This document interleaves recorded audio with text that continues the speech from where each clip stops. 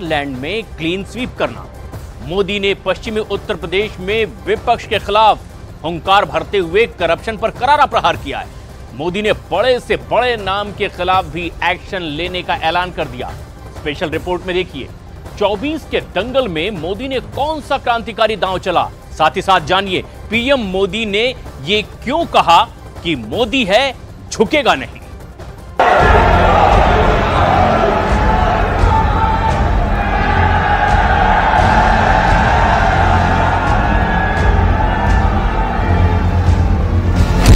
मेरठ में मोदी का mega show. तीसरी बार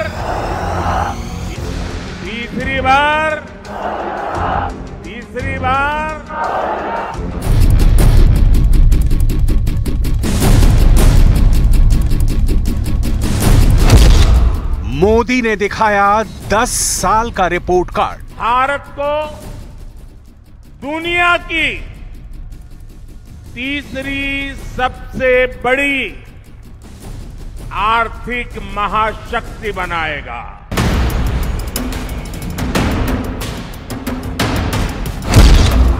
मोदी ने असंभव को बनाया संभव। अयोध्या में रामलला का भव्य मंदिर बनेगा। ये लोगों को असंभव लगता था। मेरठ में मोदी ने हैट्रिक लगाई है। चुनावी अभियान के आगाज की हैट्रिक। मोदी का मेगा शो कई लिहाज से अद्भुत बना। मोदी को सुनने के लिए लाखों लोग जुटे। मेरठ रैली में एनडीए की एकता दिखी।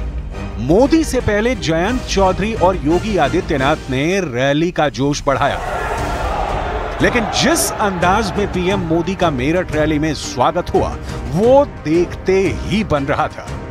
किसानों का हल, अयोध्या के राम मंदिर का मॉडल, फूलों की माला, मेरठ में मोदी का ग्रैंड वेलकम अलग अंदाज में हुआ।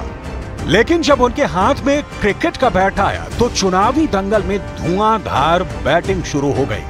ताबड़तोड़ अंदाज में मोदी ने चुनावी प्रचार की पारी की शुरुआत की। मेरठ की धरती से मोदी ने भारत को आर्थिक महाशक्ति बनाने की हुंकार भरी है। सिर्फ एक सरकार बनाने का चुनाव नहीं है। कौन सांसद बने कौन न बने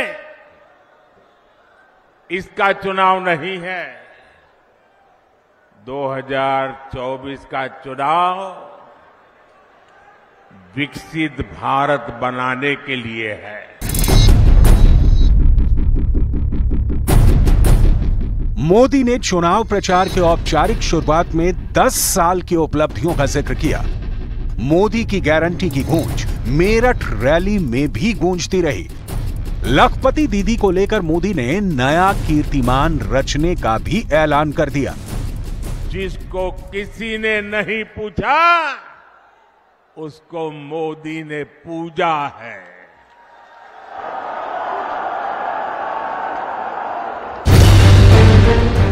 मेरठ में मोदी के मेगा शो में योगी आदित्यनाथ की एक बात बड़ी असरदार साबित हुई। सीएम योगी ने रैली में लोगों से कर्फ्यू और कांवड़ में से एक को चुनने की अपील की। योगी का यह बयान दंगे के दौर से गुजरे जाटलैंड में बेहद असरदार साबित होने वाला है। यह क्षेत्र इस बात का गवाह है, समाजवादी पार्टी और कांग्रेस की सरकारों के समय इस क्षेत्र ने उनकी दंगा पॉलिसी को झेला है। एक तरफ भारतीय जनता पार्टी और सहयोगी दल प्रधानमंत्री मोदी जी के नेतृत्व में देश को विकसित भारत की इस परिकल्पना को साकार करने के लिए पूरी मुस्तैदी और मजबूती के साथ कार्य कर रही है, तो दूसरी तरफ वे विभाजनकारी ताकतें परिवारवाद और जातिवाद के आधार पर सामाजिक ताने बाने को छिन्न भिन्न करने का कार्य भी कर रही हैं। मेरठ में मोदी के मेगा शो से पहले दिल्ली में जुटे इंडिया अलायंस ने भी शक्ति प्रदर्शन किया था। दिल्ली के रामलीला मैदान में विपक्ष के निशाने पर सिर्फ मोदी थे। 28 दलों के दिग्गज नेताओं ने बारी बारी से मोदी के खिलाफ हल्ला बोला।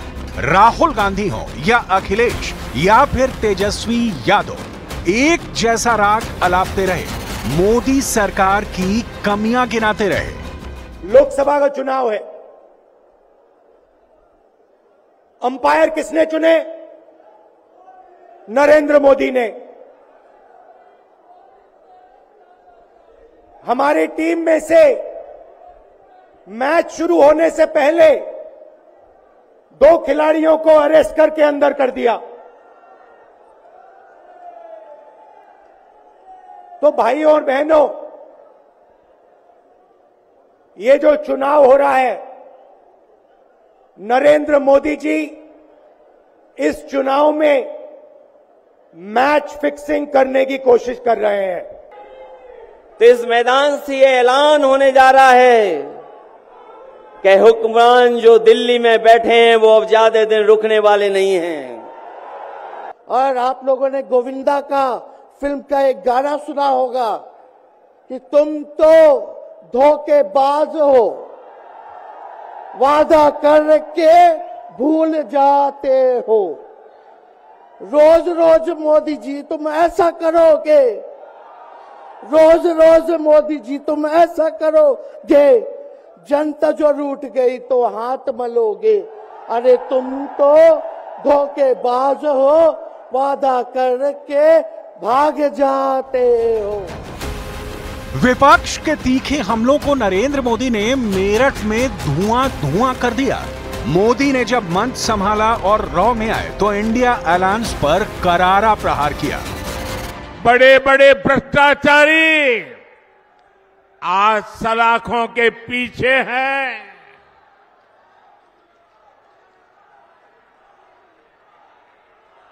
सुप्रीम कोर्ट तक जमानत नहीं मिल रही है।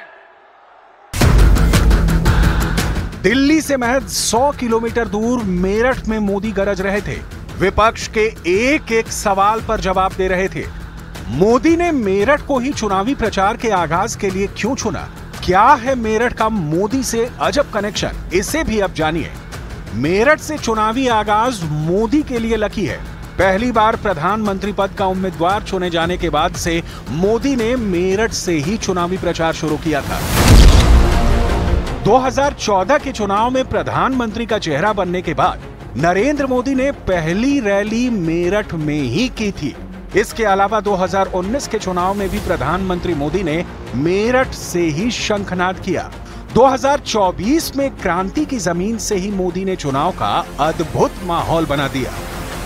मेरठ की इस धरती के साथ ही मेरा कुछ अलग ही रिश्ता है। 2014 में और 2019 में मैंने अपने चुनाव अभियान की शुरुआत यहीं मेरठ से की थी। एक बार फिर से 400 पार, इसी मिशन के लिए बीजेपी चाहती है कि पश्चिमी उत्तर प्रदेश की सभी 14 सीटों को जीता जाए। यही कारण है कि बीजेपी जयंत चौधरी को साथ लेकर चल रही है, क्योंकि ये सब जानते हैं कि जाट वोटर्स का पश्चिमी उत्तर प्रदेश में कितना दबदबा रहा है। 18% दबदबा जो है जाट वोटर्स का रहा है, इतनी उनकी आबादी है। इसीलिए बीजेपी चाहती है कि जाट वोटर्स एक मुश्त एनडीए को मिले। मेरठ, मुजफ्फरनगर, आगरा, मथुरा और बागपत जैसे जिलों को जाट लैंड भी कहा जाता है, क्योंकि जाट यहाँ पर बड़ी तादाद में हैं। पश्चिमी यूपी में करीब 18% जाट हैं और 120 सीटों पर इनका असर है। 45 से 50 सीटों पर तो जाट सीधा जीत हार तय करते हैं। पश्चिमी उत्तर प्रदेश के 11 जिलों में जाट निर्णायक भूमिका में है। पश्चिमी उत्तर प्रदेश में लगातार अपनी बड़ी ताकत और बड़ी हैसियत रखने वाले जयंत चौधरी ने 2009 में बीजेपी के साथ गठबंधन किया था और 5 सीटें उन्होंने जीती थी। लेकिन 2014 और 2019 में मोदी की आंधी के सामने उनकी एक न चली और वह अपनी जमीन तक बचाने में कामयाब नहीं हुए। अब 2024 में जयंत चौधरी ने एक बार फिर बीजेपी के साथ गठबंधन किया है। जब हमारे छोटे भाई जयंत चौधरी संसद में चौधरी चरण सिंह जी के भारत रत्न के सम्मान को लेकर के बोलने के लिए खड़े हुए तो उनकी आवाज को रोकने की कोशिश की गई। भाई जयंत चौधरी को अपमानित करने का प्रयास किया गया। जयंत चौधरी के लिए महागठबंधन सियासी संजीवनी की तरह है तो बीजेपी के लिए भी ये कम फायदे का सौदा नहीं है। 2019 में सहारनपुर और मुरादाबाद हारी थी बीजेपी। वेस्ट यूपी में लोकसभा की कुल 27 सीटें मानी जाती हैं। इनमें से मेरठ, सहारनपुर, मुरादाबाद मंडल की 14 सीटों पर जाटों का वोट ही जीत और हार तय करता है। इन सीटों पर जयंत चौधरी की पार्टी आरएलडी निर्णायक भूमिका निभाती रही है। 2019 लोकसभा चुनाव में इन 14 सीटों में से सिर्फ 7 सीटें मेरठ, मुजफ्फरनगर, कैराना, गाजियाबाद, गौतम बुद्ध नगर, बुलंदशहर पर बीजेपी को जीत मिली थी, जबकि सहारनपुर, मुरादाबाद, संभल, नगीना, अमरोहा, बिजनौर और रामपुर सीटों पर बीजेपी को हार मिली थी। इनमें 4 पर बीएसपी और 3 पर सपा को जीत मिली थी। जाटलैंड में बीजेपी के साथ गठबंधन करने पर राष्ट्रीय लोकदल हर मौके पर मुनाफे में रही है। चुनावी इतिहास में झांकने पर पता चलता है कि चौधरी चरण सिंह के दौर से ये गठजोड़ सफल रहा है। जनसंघ के दौर में 1977 के चुनाव में भी भारत रत्न पूर्व प्रधानमंत्री चौधरी चरण सिंह और पूर्व प्रधानमंत्री अटल बिहारी वाजपेयी ने साथ-साथ प्रचार किया था। दोबारा 2002 का चुनाव बीजेपी और आरएलडी ने मिलकर लड़ा था। उस समय आरएलडी 14 सीटें जीती थी। तीसरी बार बीजेपी और आरएलडी 2009 में साथ आए थे। 2009 के चुनाव में मथुरा से आरएलडी अध्यक्ष जयंत सिंह पहली बार संसद पहुंचे थे।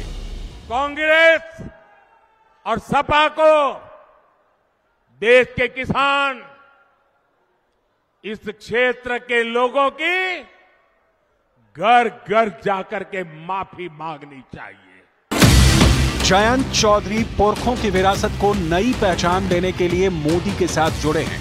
बीजेपी नेता भी जाटलैंड में आरएलडी से गठजोड़ को जीत की गारंटी मान रहे हैं। करीब 13 साल बाद भारतीय जनता पार्टी और आरएलडी का लोकसभा चुनाव में गठबंधन हुआ है। इस गठबंधन से हुआ ये कि चौधरी चरण सिंह को भारत रत्न से नवाजा गया। वहीं सूबे की राजनीति में भी आरएलडी के एक विधायक अनिल कुमार को मंत्री पद दे दिया गया। वहीं उनके मथुरा के योगेश महवार को एमएलसी बना दिया गया। तीसरी बार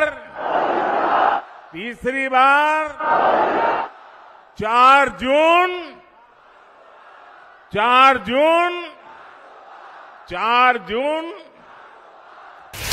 ये तो अकाट्य सत्य है कि मोदी के मुकाबले में फिलहाल कोई नहीं। ना उनके जैसी रणनीति किसी के पास है, ना उनके जैसे ओजस्वी विचार किसी के पास है, ना ही मोदी जैसी दूरदृष्टि किसी के पास है। चुनावी मैदान में मोदी अकेले सब पर भारी पड़ते हैं। विरोधी गठबंधन कितना ही भारी भरकम क्यों ना हो, नेताओं और पार्टियों की कतार कितनी ही बड़ी क्यों ना हो, मोदी के बरक्स सबका कद खुद ब खुद घट जाता है। क्योंकि मोदी की मेहनत दिखती है, रंग लाती है, जनता को